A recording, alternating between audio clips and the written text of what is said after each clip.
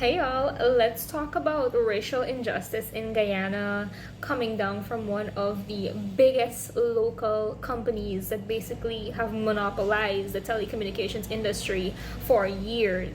And that is One Communications, formerly known as GTT. Now, this was brought to my attention by my very good friend Alex Powers. I saw his video talking about the ad or poster, whatever it is that they put up in the mall, and how it lacked representation of all the races in our country. What has happened here is a clear example as to why, when you are hiring people, it is very important to run background checks, to look at their digital footprint and see what are the things that they're reposting, liking, sharing, and getting involved with on social media, and really get to know them as people. A person's qualifications will help to run your company. A person's personality and ideologies will run your company into the ground. I firmly believe that whoever's at the top of the food chain in One Communications was not involved with this project or putting that poster up there. It was someone that was working on the management team of this project. It was maybe the person calling the shots, and maybe it was the creative director of the whole situation.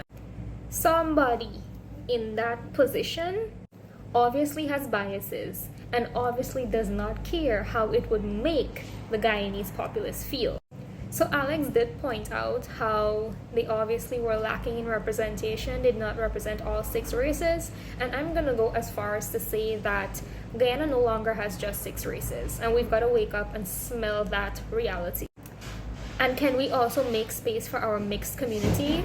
Now, the most common mixed race for a very long time has been Dougla. It's been Black and Indian because these are the majority groups in the country. However, because of development, a lot of people from all over the world are coming to Guyana.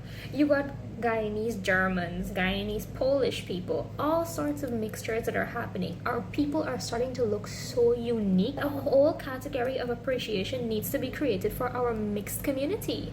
Not just the Douglas, but the Indian and Amerindians, the African and Portuguese. My husband is African and Portuguese. Man's probably got a little Amerindian in there too. Shit, Val, you know I must be mixed with something. I don't know. You just have to go to a school and look around, and you will see how 50% of the population is mixed. So if you were trying to be representative and kind to the peoples of Guyana, that wall needed to be much bigger and have a lot more pictures attached. The next thing I'd like to point out is not only is racism evident from this ad, but colorism is as well. So I forgot to take a screenshot of it from Alex's post, but I'm gonna do it and insert it as an overlay here. But I couldn't help but notice from the races that they did choose to represent, and albeit some of these races are naturally very fair-skinned, like the Amerindians and Chinese, very fair-skinned people. But for the others, the color palette of what those people can look like is very fast, from extremely light brown to extremely dark brown. However, it's very interesting how One Communication seemed to pick everybody from the lighter end of the spectrum. God forbid you put a black man on there. God forbid you put a Madras coolie person from Berbice.